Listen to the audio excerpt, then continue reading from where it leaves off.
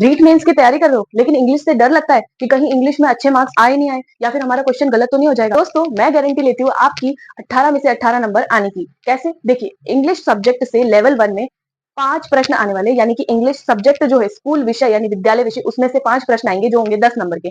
उनकी मैं गारंटी लेती हूँ कि आपका एक भी गलत नहीं होगा। दूसरा, टीचिंग मेथड्स आएंगे इंग्लिश के, उसमें से आपको 4 क्वेश्चन करने हैं, यानी कि 8 नंबर का इंग्लिश टीचिंग मेथड आएगा, तो वो भी मैं आपकी गलत नहीं होने दूंगी। दोस्तों आपके बहुत सारे कमेंट आए थे कि दीदी हमें इंग्लिश में प्रॉब्लम है, हमारा इंग्लिश बहुत वीक है, तो हमें अच्छे से समझाने वाली क्लास चाहिए। तो मैं लेके आई हूँ आपके लिए ऐसी क्लास जो मेरे नोट्स से प्रोवाइडेड है और मैं अपने नोट्स के थ्रू आपको समझाऊंगी। तो मैं टॉपिक बाय टॉपिक चल रही हूँ। इससे पहली वाली क्लास में मैंने आर्टिकल्स को एक्सप्लेन किया है। जो हमारा इंग्लिश का सिलेबस है, REET mains third grade level 1 English विद्यालय विषय का, तो उसके अंदर मेंशन है सबसे पहला जो टॉपिक है इंग्लिश विषय में, वो है आर्टिकल्स, ए एंड द। तो आर्टिकल से रिलेटेड मैं वीडियो में जो नीचे डिस्क्रिप्शन है, डिस्क्रिप्शन बॉक्स में मैं अपने वीडियो का लिंक दे दूंगी, उसमें आप देख लीजिएगा। ये दूसरी वीडियो है जिसमें मैंने आर्टिकल्स को थोड़ा और एक्सप्लेन करने के लिए ये प्रैक्टिस क्वेश्चंस लाए, ताकि आप जब उस वीडियो पे जाएंगे तो आपको मालूम पड़ेगा कि ये मैं क्यों करवा रही हूँ। तो आप पहले उस वीडियो पे जाइएगा, अगर आप मेरे चैनल पे नए हैं तो कुछ किस्मती से अगर आपने इस वीडियो पे क्लिक कर दिया है तो आप उस वीडियो को जरूर देखना। उसका वीडियो का लिंक जो है मैं वो डिस्क्रिप्शन में दे दूंगी। तो चलिए शुरू करते हैं। देखिए जिन्होंने पहली वीडियो देखी होगी ए एंड द, उनको बहुत अच्छे से समझ आ गई होगी। बहुत लोगों के कमेंट भी आए थे उस पर कि दीदी हमें बहुत अच्छे से समझ आया, आगे भी ऐसे वीडियोस लाते रहना। तो मैं आपको इंग्लिश का पूरा सिलेबस कंप्लीट करवाऊंगी दोस्तों। और मेरी मनोविज्ञान की ट्रिक्स वाली वीडियो तो चली रही है, यानी मनोवैज्ञानिक परिभाषा याद नहीं होती, उनकी वीडियोस तो मैं लेकर आई रही हूँ, आप उनको भी जरूर देखना। ठीक है, इससे मैं क्या कर रही हूँ कि यूट्यूब पे मैटर तो बहुत है लेकिन याद नहीं होता ना, बस याद करवाने के लिए ही मैं आपके लिए क्लासेस लेके आई हूँ। और इंग्लिश में मजा ले, आपको एक भी चीज समझ ना आए तो मैं इंग्लिश की क्लासेस बंद कर दूंगी। आपको इस क्लास में से सब कुछ सीखने को मिलेगा और आपके सारे क्वेश्चन सही भी होंगे। बस आपको ध्यान देना है, स्किप नहीं करना है। और इस पे चलते हैं हम। चलिए, तो देखिए ये है आर्टिकल से रिलेटेड प्रैक्टिस क्वेश्चंस जो मैं आपके सामने लेके आई हूँ। ये 11 है, 11 क्वेश्चंस है, लेकिन आपके सारे के सारे जो डाउट है आर्टिकल्स को लेके वो इसी में क्लियर हो जाएंगे। तो चलिए स्टेप बाय स्टेप अपन पढ़ते हैं। देखिए सबसे पहला, he is dash honest man. अब मैंने आपको क्या कहा था कि आर्टिकल लगाने से पहले जो आगे जो खाली स्थान दिया हुआ है उसमें जो शब्द लिखा है उसके आगे वाले अक्षर को हम पढ़ेंगे। तो आगे वाला लेटर क्या है? एच, है ना। लेकिन पढ़ना ही नहीं, मैंने क्या बोला था, स्पेलिंग पे मत जाना। ठीक है, उसकी स्पेलिंग पे मत जाना, आपको ध्वनि सुननी है, उसका स्वर कैसा आ रहा है। तो जरा इसको बोल के देखिए। इसको क्या बोलते हैं हम? हॉनेस्ट। हॉनेस्ट नहीं बोलते हम, इसको क्या बोलते हैं? ऑनेस्ट। क्या बोलते हैं? ऑनेस्ट। तो जब हम ऑनेस्ट बोलेंगे तो स्वर की आवाज आ रही है ओ की। किसकी आवाज आ रही है? ओ की। या तो ओ की या इस इंग्लिश वाले ओ की। तो ये दोनों क्या है? स्वर में आते हैं। किसमें आते हैं? स्वर में। तो मैंने आपको क्या बताया था कि स्वर के साथ हमेशा एन लगता है। ठीक है, क्या लगेगा? एन। तो ही इज एन ऑनेस्ट मैन। मैंने आपको पिछली वाली वीडियो में क्लियर किया और अभी थोड़ा सा और मैं आपको रिमाइंड करवा देती हूँ कि ऐसे जो शब्द इंग्लिश में जो लेटर्स होते हैं जो वॉवल से शुरू होते हैं, यानी कि उनकी जो ध्वनि है ना, ध्वनि वो वॉवल जैसे आ रही है, अ आ इ ई उ ऊ ए आई ओ औ, ऐसी अगर आपको आवाज आ रही है ना, तो आंख बंद करके आप एन लगा सकते हैं। और ए और एन दोनों सिंगुलर के साथ आते हैं, यानी एक वचन के साथ आते हैं। आपको ए या एन कभी भी प्लूरल यानी बहुवचन के साथ देखने को नहीं मिलेंगे। ठीक है, तो सबसे पहली चीज ये है। और मैंने आपको एक और चीज बताई थी, ए एन और द, ये नाउन के आगे लगते हैं, यानी कि संज्ञा शब्दों के आगे लगते हैं। क्रिया शब्दों के आगे या फिर विशेषण शब्दों के आगे आपको देखने के लिए नहीं मिलेंगे। जैसे इस केस में आपको देखने को मिल रहा है कि ये विशेषण शब्द है ना, ऑनेस्ट, यानी कि वो एक ईमानदार आदमी है। तो ईमानदार तो विशेषण है, लेकिन आप ये भी देखिए इसके पीछे मैन भी तो लगा है, यानी कि इसमें एक आदमी की बात हो रही, तो आदमी तो संज्ञा है ना, तो इसमें क्या आएगा? एन आ जाएगा। ही इज एन ऑनेस्ट मैन। आपको स्पेलिंग पे नहीं जाना है, आपको जाना है स्वर पे। बोल के देखिए, अगर पहला शब्द जो है वो स्वर वाला आ रहा है तो अपन एन लगा देंगे। ठीक है, अब है next, I saw dash elephant at the zoo. मैंने एलिफेंट देखा, मैंने हाथी देखा जू में, चिड़ियाघर में मैंने जू एलिफेंट को देखा, हाथी को देखा। तो चलिए इस वाले पहले अक्षर को पकड़िए, क्या है? ए। ए बोल के देखिए, एलिफेंट ऐसे शुरू हो रहा है, ए स्वर है, हाँ है। तो मैंने आपको किसी भी चीज में ए एंड द लगाने के लिए 3 शर्तें बताई थी। पहला, क्या ये नाउन है, क्या ये संज्ञा है ना। दूसरा, क्या ये बहुवचन है या एक वचन है। तीसरा, कि क्या ये वॉवल वाली ध्वनि दे रहा है, स्वर वाली ध्वनि दे रहा है। तो चलिए तीनों शर्तों को अपन पूरी करते हैं। ए एलिफेंट, ए स्वर है, ठीक है भाई, स्वर तो है, पहली शर्त पूरी हो गई। दूसरा, कि क्या ये एक संज्ञा है, एलिफेंट, एलिफेंट यानी हाथी, हाथी नाउन है, संज्ञा है, हाँ हाँ भाई, नाउन भी है यानी संज्ञा भी है ये। ठीक है, तीसरा मैंने क्या बोला, क्या ये एक वचन है, एक वचन यानी सिंगुलर है ये, क्या ये सिंगुलर है, हाँ है। तो तीनों चीजों में जब हाँ हो जाए तो हम लगा देंगे एन। क्या लगा देंगे? An. I saw an elephant at the zoo. मैंने चिड़ियाघर में एक हाथी को देखा। और मैंने आपको बताया था कि ए और एन का मतलब होता है कोई भी एक। ठीक है, जैसे दिस इज अ मार्कर। तो ये मार्कर है, यानी कि बहुत सारी दुनिया में मार्कर है, उनमें से ये कोई एक मार्कर है। ठीक है, लेकिन जब हम किसी चीज को पहचानते हैं, ध्यान रखना, इस बात को ध्यान से सुनना, जब हम किसी एक चीज को पहचानते हैं, उस बारे में जिक्र हो गया हो, वहां पे अपन द लगाते हैं। जैसे मैं बोलूं दिस इज अ मार्कर, यह एक मार्कर, यानी पूरी दुनिया में जो मार्कर उनमें से ये एक है ना। The marker is blue in colour, ये जो मार्कर है वो कलर में ब्लू है। अब आप बोलेंगे कि पहले वाले सेंटेंस में मैंने अ बोला, लेकिन फुल स्टॉप के बाद मैंने बोला द मार्कर। द क्यों बोला? क्योंकि इसका पहले मैंने जिक्र कर दिया है ना। और जिस बात का जिक्र हो जाए उसमें जब हम दोबारा उस बात को मेंशन करते हैं, यानी उस बात की बात वापस करते हैं, तो वहां पे अपन द लगाते हैं। ठीक है, जैसे आपको इंग्लिश नहीं भी आती तो भी आपको थर्स्टी क्रो वाली कहानी तो याद होगी। तो उसमें क्या पढ़ते हैं हम कि once upon a time there was a crow. A crow आता है क्योंकि हम उस कौवे को तब नहीं जानते, कौवे की नई नई बात ही हो रही है कि एक समय की बात है, एक कौवा था, देयर वाज अ क्रो। लेकिन अगली ही लाइन में क्या आता है? The crow was very thirsty, the crow. तो द क्यों आया? पहले ही वाक्य में अ क्रो आया, लेकिन उसके अगले ही वाक्य में फुल स्टॉप के बाद द क्रो क्यों आया? क्योंकि उस कौवे का जिक्र हो चुका है, यानी कि अब हम उस कौवे को पहचानते हैं। तो ऐसे वाले वाक्य में भी द लगेगा। तो ये बहुत इंपॉर्टेंट चीज है, इसको नोट करना। फिर अगला है she studies in dash university in Delhi. वह लड़की दिल्ली की यूनिवर्सिटी में पढ़ती है। ठीक है, इसका मतलब ये, हमें मतलब पे नहीं जाना, हमें सिर्फ और सिर्फ अपना क्वेश्चन सही करना है, ए एंड द लगाना है। अब जरा इस वाले शब्द को देखिए, यूनिवर्सिटी। अब आपको इसकी स्पेलिंग पे नहीं जाना है कि ए ई आई ओ यू है तो स्वर आ जाएगा। अब इसकी स्पेलिंग पे नहीं जाना अपने को कि ए ई आई ओ यू है तो एन आ जाएगा, ना भाई ना। मैंने क्या बोला? आपको उस शब्द को बोल के देखना है जिसके आगे आपको ए एन द लगाना है ना, उस शब्द को बोल के देखिए। यूनिवर्सिटी, यू, यू तो क्या यू एक स्वर है? नहीं ना। यूनिवर्सिटी यू से शुरू हो रहा है, तो अ आ इ ई उ ऊ ए ऐ ओ औ, ये तो स्वर नहीं है, यानी स्वर नहीं है, यानी ये कॉन्सोनेंट है। कॉन्सोनेंट यानी व्यंजन, और व्यंजन के आगे क्या लगेगा? अ। अब देखिए, अ लगाने के लिए भी मैंने आपको 3 शर्तें बताई थी। ये जो शब्द लिखा है यूनिवर्सिटी, ये किससे शुरू हो रहा है? व्यंजन से, यानी ये पता लग गया कि ये व्यंजन है। दूसरा ये देखिए कि क्या ये एक संज्ञा है? यूनिवर्सिटी, यूनिवर्सिटी एक संज्ञा है ना, नाउन है? जी हाँ, ये नाउन है, यानी संज्ञा भी है। ठीक है। तीसरा, क्या ये एक वचन है यूनिवर्सिटी? हाँ, एक वचन भी है, यानी कि सिंगुलर है ना। तीनों शर्तें पूरी हो गई, तो ये तीनों शर्तें थी ए की, और ये जो मैंने 3 शर्तें बताई थी ये थी एन की। किसकी थी? एन, एन की। तो ये इसमें ये जो तीनों ए जो है, ये इन तीनों शर्तों को इस शब्द में पूरा कर रहा है, इसलिए हम क्या लगा देंगे? A university. She studies in a university in Delhi. ठीक है, यहाँ तक क्लियर हो गया होगा। अगला सेंटेंस है the boat sailed across dash Ganga. अब हमें इसमें भरना है आर्टिकल ए एंड द। तो वैसे तो आपको अंदाजा लग गया होगा कि इसको पकड़ना है हमें, गंगा को। ठीक है, अब देखा जाए तो गंगा क्या है? एक रिवर है। क्या है? रिवर, यानी नदी है। तो मैंने पिछली वाली क्लास में बताया था, जो भी इंपॉर्टेंट नाम होते हैं जो इस पूरी दुनिया में एक हो, या फिर स्पेशल हो, है ना, या फिर स्पेसिफिक हो, यानी कि उसकी बात हम जानते हैं, या फिर बहुत ज्यादा स्पेशल हो, उसके आगे हम क्या लगाते हैं? द। स्पेशल चीजों के आगे द लगता है। क्या लगता है? द। तो हमें मालूम है गंगा रिवर है, बहुत बड़ी रिवर है, पूरे दुनिया में एक है, तो इसके आगे क्या लगेगा? The. The boat sail across the Ganga. जो भी इंपॉर्टेंट चीजें है ना, the Ganga, the Yamuna, the Taj Mahal, the red fort, इन जो स्पेशल जगह है या फिर कोई स्पेशल चीज है, उनके आगे द लगता है। ठीक है। फिर देखिए अगला है dash elderly need our respect and care. अब इसको समझना, इस पांचवें वाले वाक्य को समझना बहुत ज्यादा इंपॉर्टेंट है। क्यों है? देखो मैं समझाती हूँ आपको। अब ये लिखा है एल्डरली, ठीक है, ए, इसको बोल के देखो, एल्डरली, ए, ऐसे शुरू हो रहा है, ए स्वर है, हाँ भाई है। देखते हैं ये वाली शर्त पूरी कर पा रहा है या फिर नहीं। देखिए, एल्डरली में स्वर है, हाँ है। एल्डरली, एल्डरली का मतलब होता है बड़े लोग। क्या होता है? बड़े लोग, बूढ़े लोग। Elderly need our respect and care, यानी कि जो बड़े लोग होते हैं, बड़े बूढ़े लोग, उनको हमारी इज्जत और केयर चाहिए, यानी उनको हमारी इज्जत और परवाह चाहिए, यानी हम उनकी केयर करें। तो अब आप देखिए, ये स्वर है, हाँ है। नाउन है, यानी संज्ञा है, बड़े लोग है, हाँ भाई, नाउन तो है ना। फिर ये देखिए, एक वचन है क्या? नहीं, एक वचन नहीं है, क्योंकि हम एक जात की बात कर रहे हैं। जात मतलब एक कम्युनिटी की बात कर रहे हैं। मैंने आपको क्या बताया था पिछले वाले वीडियो में कि द कहाँ पे लगेगा? जहाँ पे एक ग्रुप ऑफ समथिंग, यानी कि ग्रुप ऑफ कम्युनिटी, जहाँ पे एक कम्युनिटी की बात हो रही हो, जो एक बंदे की बात हो रही हो, लेकिन वो सबको रिप्रेजेंट कर रहा है। ठीक है, वहां पे अपन द लगाते हैं। जैसे इस वाक्य में देखिए, ये बहुत अच्छा एग्जाम्पल है कि जो बड़े बूढ़े लोग होते हैं उनको इज्जत चाहिए, ये इस वाक्य में कह रहा है। तो यहाँ पे क्या एक ही बड़े बूढ़े आदमी की बात हुई है? नहीं ना। ये एक आदमी जो है, एक बड़ा बूढ़ा जो आदमी है, वो पूरे एल्डरली समाज, यानी कि बड़े बूढ़े लोगों के समाज का प्रतिनिधित्व कर रहा है। और ऐसे वाले सेंटेंस में अपन द लगाते हैं। क्या लगाते हैं? द। जैसे मान लीजिए मैं एक वाक्य बोलूं कि गाय बहुत भोला पशु है। क्या है? गाय बहुत भोला पशु। तो मैंने क्या यहाँ पे एक गाय की बात की? क्या एक ही गाय भोला पशु है? क्या एक ही गाय भोली होती? नहीं ना।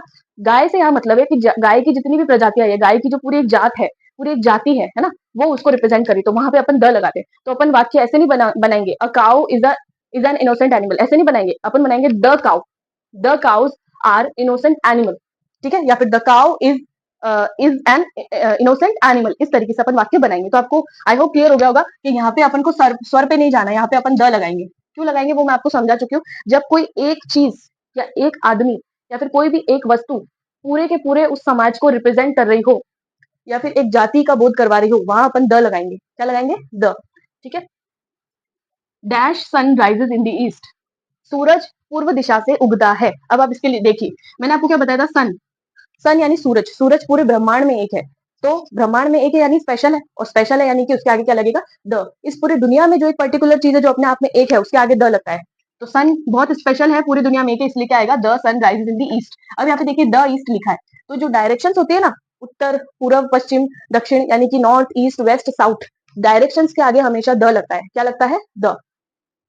Dash USA is a powerful country. अब आप इसको देखिए, यूएसए, है ना? अब क्या लगेगा? आपने सोचा कंट्रीज के नाम के आगे द लगता है, लेकिन ये आपकी आधी अधूरी इन्फॉर्मेशन। मैंने इससे पिछले वीडियो में बताया था कि अगर कोई एक कंट्री है ना, सिर्फ एक कंट्री की बात हो रही है, वहां पे द नहीं लगेगा। जैसे आपने कभी देखा है, अपन ने कभी द इंडिया बोला, वो हम रेस्पेक्ट देने के लिए कई बार बोल देते द इंडिया, लेकिन द इंडिया सही नहीं है। सिर्फ ऐसी कंट्रीज के साथ द लगता है जो एक कंट्री का समूह है, यानी कि देशों का समूह है, उनके आगे द लगता है। इसलिए हमेशा द यूनाइटेड स्टेट्स बोला जाता है, the United States of America, क्योंकि अमेरिका कोई एक देश नहीं है, वो देशों का समूह है। तो इस बात को याद रखना आप, कि कभी भी एक देश के नाम के आगे द नहीं लगेगा।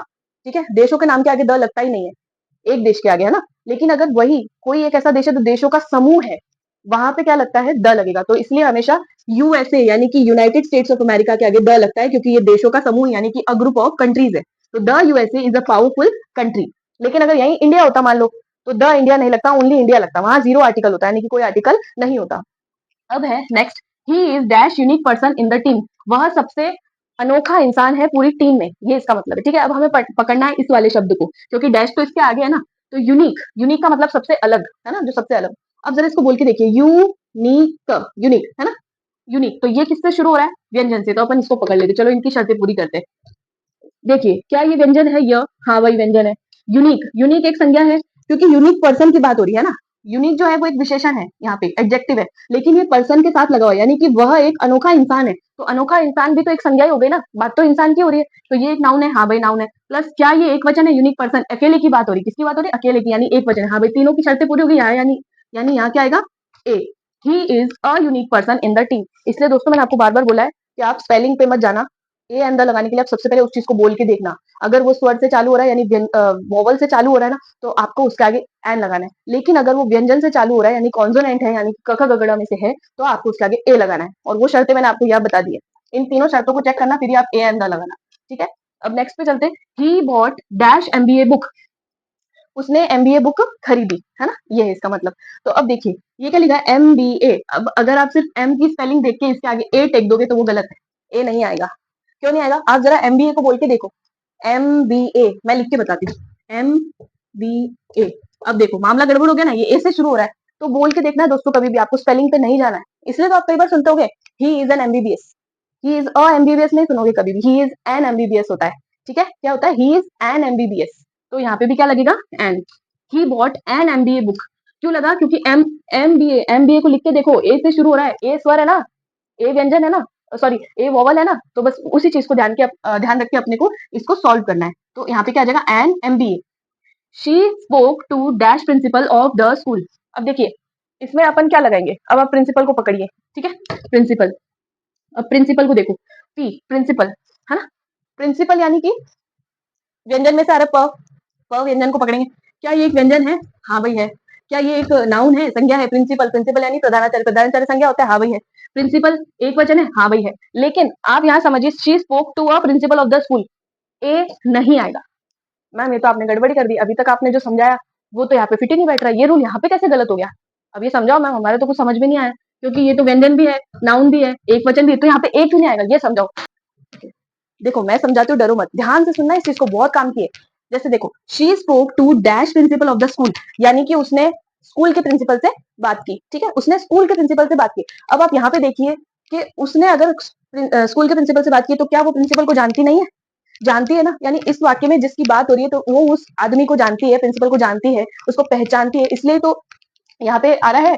तो यहाँ पे क्या आएगा? द आएगा। She spoke to the principal of the school, a principal नहीं होगा, क्योंकि मैंने आपको पहले भी बताया था, द वहां भी लगेगा जहां पे अपन उस चीज को जानते हैं, उस चीज को पहचानते हैं, उस चीज को आइडेंटिफाई करते हैं, यानी कि उस संज्ञा शब्द को अपन पहचानते हैं, उसके बारे में एक बार बात हो रखी है, अपन उसको पहचानते हैं, तो उसके लिए अपन द इस्तेमाल करेंगे। तो इस वाले वाक्य को ध्यान रखना, ये बहुत इंपॉर्टेंट है। यहाँ पे द क्यों आया? मुझे मालूम पड़ गया होगा, क्योंकि आप सबको मालूम पड़ गया होगा कि यहाँ पे द क्यों आया, क्योंकि जो इसमें जिस शी यानी जिस लड़की की बात हो रही है वो उस प्रिंसिपल को जानती है, इसलिए यहाँ पे क्या आया है द। और ऐसे क्वेश्चंस और आपको जब आप प्रैक्टिस से करेंगे आपको आ जाएंगे, एक भी क्वेश्चन गलत नहीं होगा आपका। अब देखिए, dash Alps are located in Europe. अब इस चीज को पकड़िए, Alps are located in Europe. Alps यानी कि एल्प्स जो है वो माउंटेन रेंजेस है यूरोप में, यानी कि पहाड़ियों की एक श्रृंखला है यूरोप कॉन्टिनेंट में, यूरोप महाद्वीप में। तो आपको मालूम है कि कोई भी माउंटेन रेंजेस जो मैंने लिखवाया था, हिमालयाज है या फिर एल्प्स है, काराकोरम रेंजेस है, जितने भी माउंटेन्स के नाम है, पहाड़ियों के नाम है ना, उनके आगे क्या लगेगा, द लगेगा। क्या लगेगा, द। तो the Alps are located in Europe. अब आप इसको स्वर समझ के लगा मत देना, थोड़ा सा दिमाग चलाना, थोड़ी बहुत शर्तें जो मैंने बताई वो दिमाग में लाना कि क्या ये चीज इंपॉर्टेंट है, यानी कि क्या ये चीज पूरी दुनिया में एक है। एल्प्स जो माउंटेन है, एल्प पहाड़ी श्रृंखला है, तो वो पूरी दुनिया में एक ही तो है, उसके जैसा दूसरा कोई थोड़ी है। तो अपन यहाँ पे क्या लगाएंगे, द लगाएंगे। तो the Alps are located in Europe. अब मैं आपको कुछ शब्द ऐसे बता देती हूँ लास्ट में, रिवीजन के रूप में आपको वापस रिवाइज हो जाएगा, किन के आगे द लगता है और किन के आगे द नहीं लगता है। ठीक है, तो बने रहिए वीडियो में, मिस मत करना, बहुत इंपॉर्टेंट है। अब ये जो है ये रिवीजन वाला पार्ट है, यानी कि जो पिछली वीडियो में मैंने बताया ना, ये उसी का रिवीजन है, तो आपको और फायदा हो जाएगा। चलिए अब देख लेते हैं फटाफट से।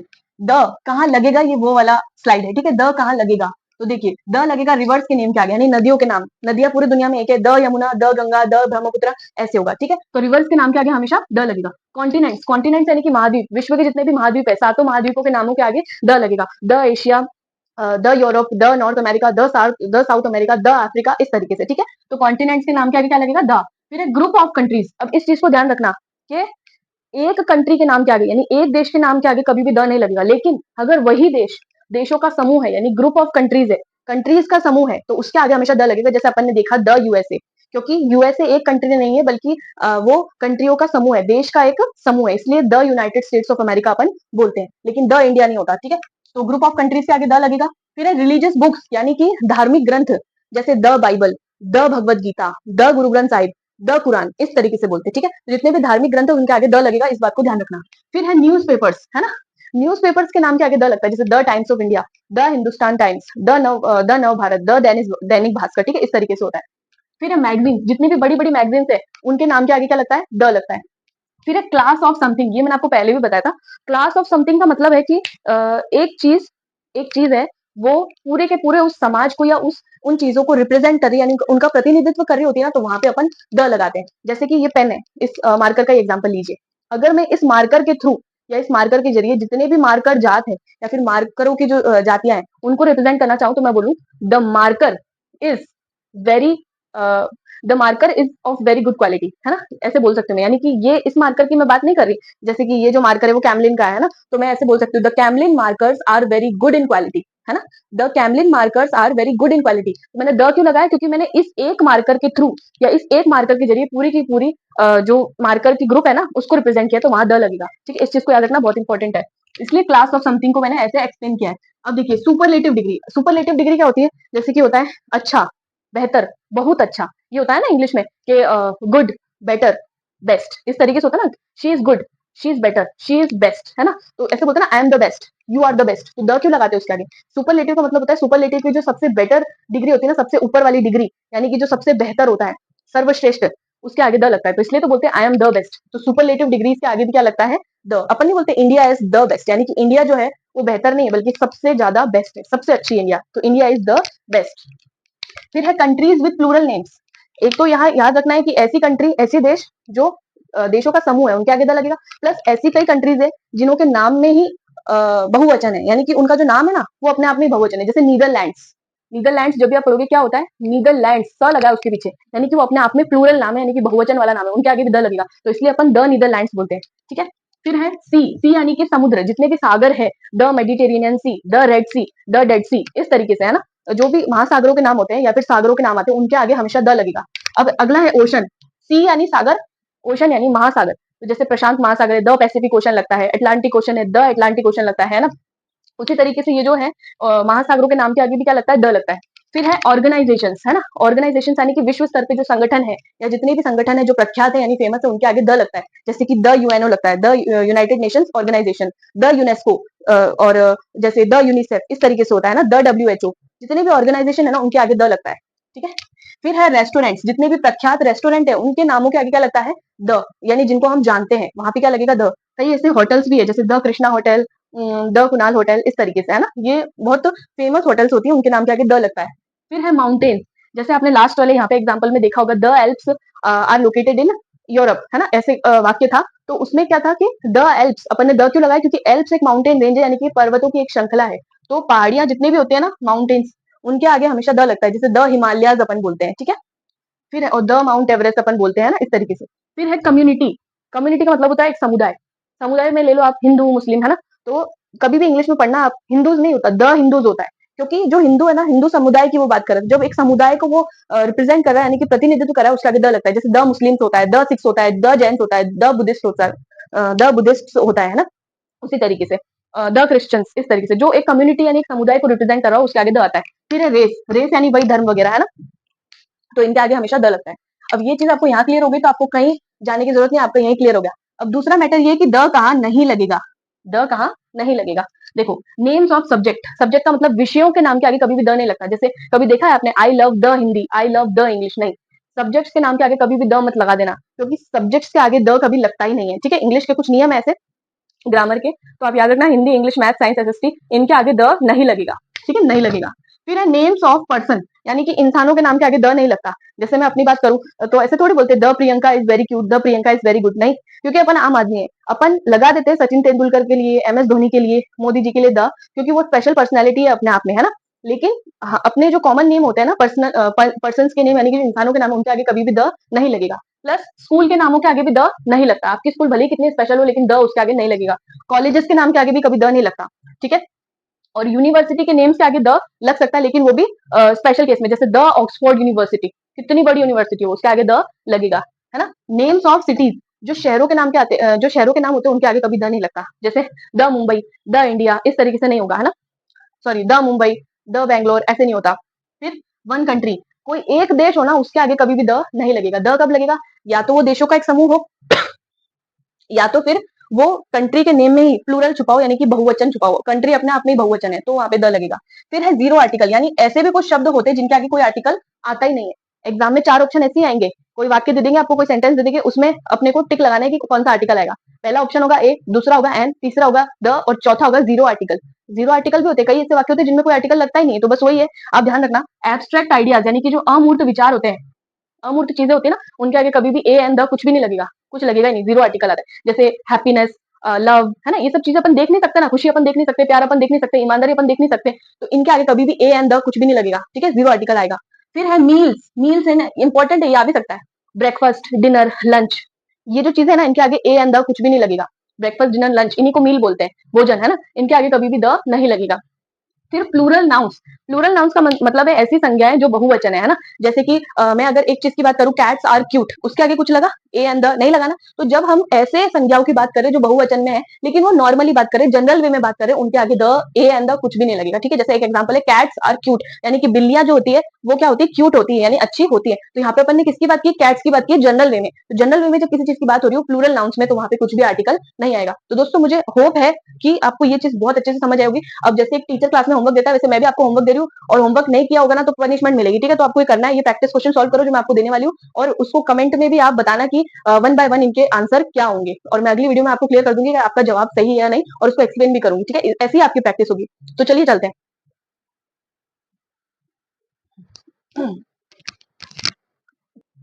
तो बच्चों, ये रहा आपका होमवर्क, और अगर कल तक नहीं करके लाए तो आप सबको पनिशमेंट मिलेगी। ये अगर नहीं हुआ ना, तो फिर क्लास का कोई मतलब नहीं है, ठीक है। तो आपको ये जो होमवर्क है वो करके लाना है, और मैडम की बात माननी ही पड़ेगी, अगर अच्छे बच्चे हो, अगर एग्जाम में अच्छे मार्क्स लाने हैं तो ये आपके सामने 8 सेंटेंस है, और इन 8 सेंटेंसों के जवाब आपको मुझे कमेंट में देने हैं। आपके अगर 8 सही हुए तो समझिए कि आपका सिलेक्शन तो पक्का है, खास करके इंग्लिश में, है ना। तो इंग्लिश में जो है, आपके एक भी क्वेश्चन में गलत नहीं होने दूंगी। आप इस चीज को अच्छे से समझिए, वीडियो को स्किप मत किया कीजिए, वरना एक एक छोटे छोटे ग्रामर के पॉइंट्स आपके अगर स्किप हो गए तो आपका क्वेश्चन भी वो स्किप हो जाएगा, ठीक है, आपका सिलेक्शन भी स्किप हो जाएगा।